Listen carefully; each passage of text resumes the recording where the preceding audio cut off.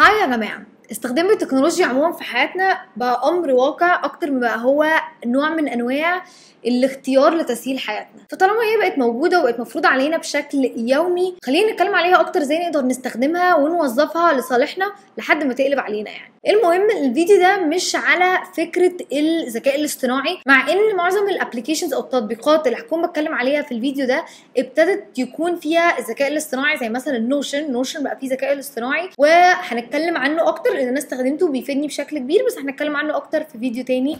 والمناسبة دي متنسوش تعملوا سبسكرايب وتفعلوا الجرس عشان لما انزل اي فيديو تاني ما يفوتكوش. فكره التكنولوجيا عامه ان انا استخدمها لصالحي، زي ما بقول لكم الموضوع ما بقاش اختيار عامه.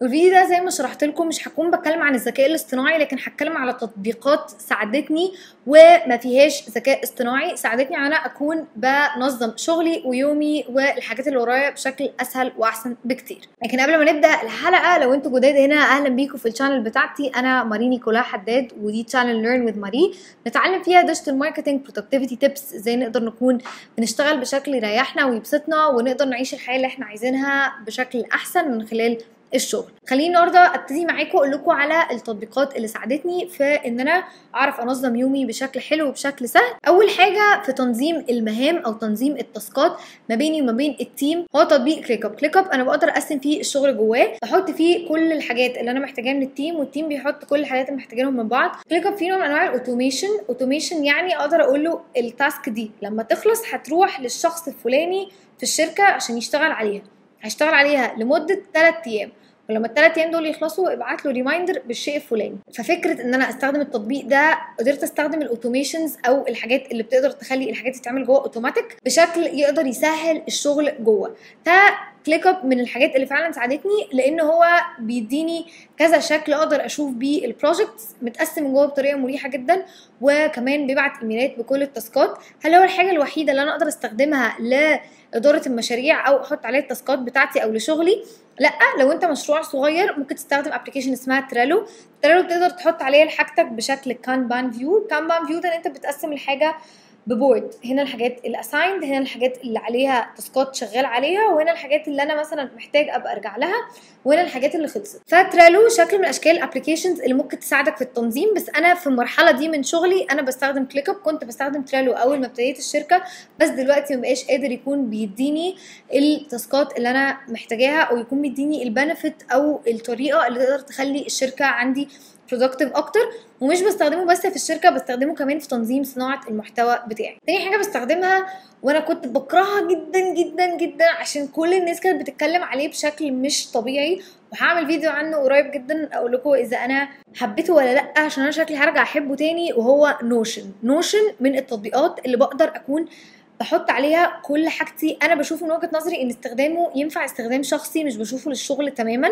ده رايي الشخصي. هتلاقوا صناع محتوى كتير اجانب ومصريين بيتكلموا عنه ان انت تستخدمه لشغلك. انا مش مرتاحه له في الشغل بصراحه، بس كتنظيم لحاجات عايز اعملها في شغلي بيني وبين نفسي، مش هاساين فيها حد او مش هخلي حد يشتغل معايا عليها، او احط فيها حياتي عامه، اخطط لسفريه، احط فيها سامري كتب انا بقراها، فاقدر اكون برجع له كاركايفنج سيستم. اركايفنج يعني بحط فيه الارشيف بتاعي. ده الارشيف بتاعي، محتاجه ادور على اي حاجه اقدر احطها فيه. سفريه ابلانت عليه، قريت كتاب عايزه ارجع بشوفه عليه، عايزه اكتب نوتس معينه ارجع الاقيها، عايزه اكتب جولز عندي معينه ارجع الاقيها. فهو حلو قوي للاستخدام الشخصي. ونوشن عنده اي بجد قوي جدا، وهنتكلم عليه برضو قريب قوي. تالت حاجه بستخدمها في شغلي وهو سلاك ده ابلكيشن بنستخدمه، موجود كل حاجه انا قلتها عامه موجود منها فيرجن تقدر تنزل على اللابتوب كابلكيشن وتنزل على الموبايل كابلكيشن. سلاك ده عباره عن ايه؟ عباره عن واتساب للشغل، بيتقسم لحاجتين، بيتقسم لتشانلز يعني جروبات زي جروبات الواتساب كده، بس بيتحط فيها الناس اللي انت عايزها على حسب هتتكلموا في ايه. هتتكلموا على شغل لعميل معين بتتكلموا هنا، هتتكلموا على تيم معين فهتتكلموا هنا، عايز تكلم حد شخص لشخص بيقدر بقى يفكرك بمواعيد الكالندرز بتاعتك، لان انت بتقدر تستخدم حاجه اسمها انتجريشنز، انك تدخل ابلكيشن على ابلكيشن. فسلاك بيشتغل مثلا مع جوجل كالندر بتاعت الجيميل ان هم يتحطوا مع بعض فيبعت لك ريمايندر على سلاك. كليك اب بتقدر تحطه مع سلاك فيقدر يبعت نوتيفيكيشنز على سلاك على طول لما احط نوتيفيكيشن على كليك اب تروح على طول الشخص على سلاك فيجيله مسج عليها على طول. دي فكره ان انا اقدر استخدم التكنولوجيا لصالحي، ان انا اعرف ايه الحاجات اللي هي بتقدمها واقدر اكون مستخدمها بشكل تساعدني بشكل يومي، بدل ما اكون مطنشاها حاسه ان هي بستخدمها ضدي. لا بالعكس، دي الانتجريشنز دي ما بين الابلكيشنز الكتير مفيده جدا جدا لشغلكم. رابع ابلكيشن بستخدمها وهي تودوست. تودوست ده عباره عن تودو ليست بحط عليها اي حاجه ليها علاقه بالتودو ليست بتاعتي، بحط على الابلكيشن سواء على الموبايل او بفتكر حاجه بحط ان انا ورايا اعمل كذا كذا كذا، وكل حاجه من اللي بعملها بحطها تحت حاجه معينه.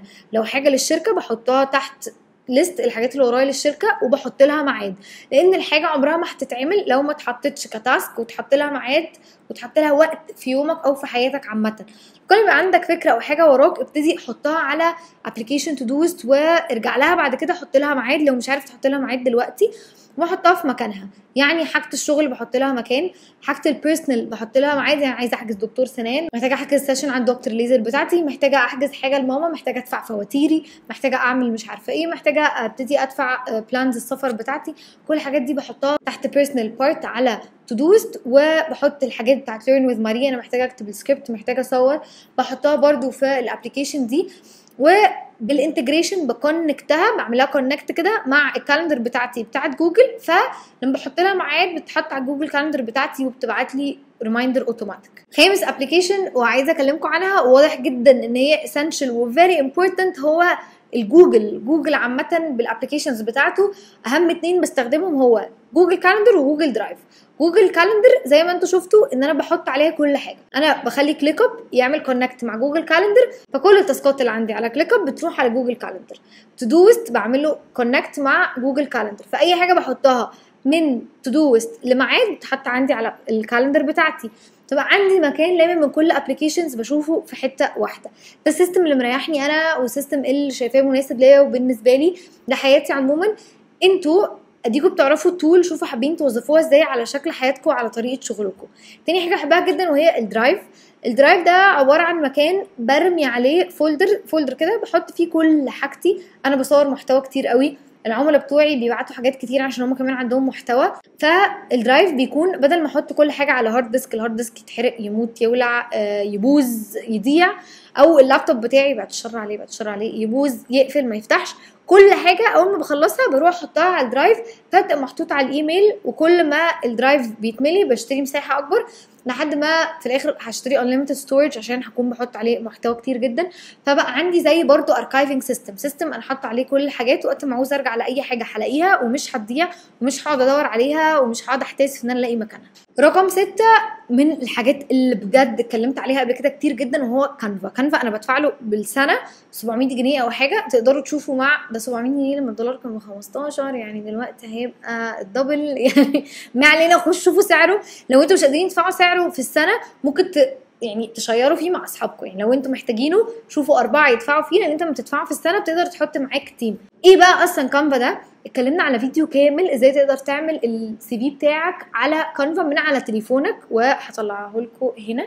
انا حفظت هنا تقدروا هتعرفوا ازاي تعملوا السي في بتاعكم. كانفا بيعمل ايه؟ كانفا بيعمل حاجات كتير قوي، بيعمل بيزنس كاردز، بيعمل اي ديزاين انت محتاجه، بيعمل لك البرزنتيشنز بتاعتك، بيعمل لك لوجو، بيعمل لك الكفر فوتوز، بيعمل لك كل حاجه، الانستجرام بوست، الستوري ديزاينز، فيديوهات. لو انت شخص مش قادر يكون بيعين عنده حد يشتغل له على الديزاينز او الحاجات اللي فيها ديزاينز عامه، كانفا بيحل محل الموضوع ده. وانا حتى كبزنس اونر لحد دلوقتي بستخدمه في برزنتيشنز، بستخدمه في ان انا اخد منه انسبيريشنز او ابص كده على الديزاينز اللي فيه واحاول استخدمها بشكل مختلف. فكانفا بجد بيلحقني وبيسهل عليا وقت كبير جدا في ان انا اعمل اي تصميم في اي وقت بسرعه جدا، ان هو بيديني مئات الالاف المؤلفه من اشكال التصميمات، ومش بالانجلش بس كمان بيديهاني بالعربي. اخر ابلكيشن معانا النهارده وهي النوتس بتاعت التليفون. انا نوتس التليفون دي بقسمها بشكل ان انا اقدر اشوف هنا ليرن وذ ماري، هنا الحاجات البيرسونال، هنا حاجات الشغل، هنا نوتس الشغل، هنا بكتب خواطر بالنسبه لي، وبحط في النوتس بتاعتي كل الافكار بتاعتي. ممكن تقسمها بشكل زي ما انت عايز انك تقدر ترجع لها اي وقت.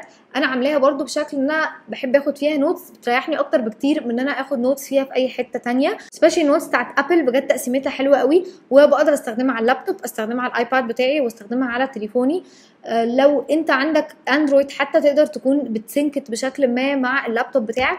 فبجد النوتس كابلكيشن بالنسبه لي مهمه قوي قوي قوي، مش قادره استغنى عنها برده مهما كان عندي اي نوع من انواع الابلكيشن. وزي ما قلت لكم التكنولوجيا استخدامها ممكن يكون مفيد، ان هو يسهل عليكم حياتكم، يسهل عليكم شغلكم، يسهل عليكم حاجات كتير قوي. فابتدوا استخدموها ووظفوها بالشكل اللي يناسبكم.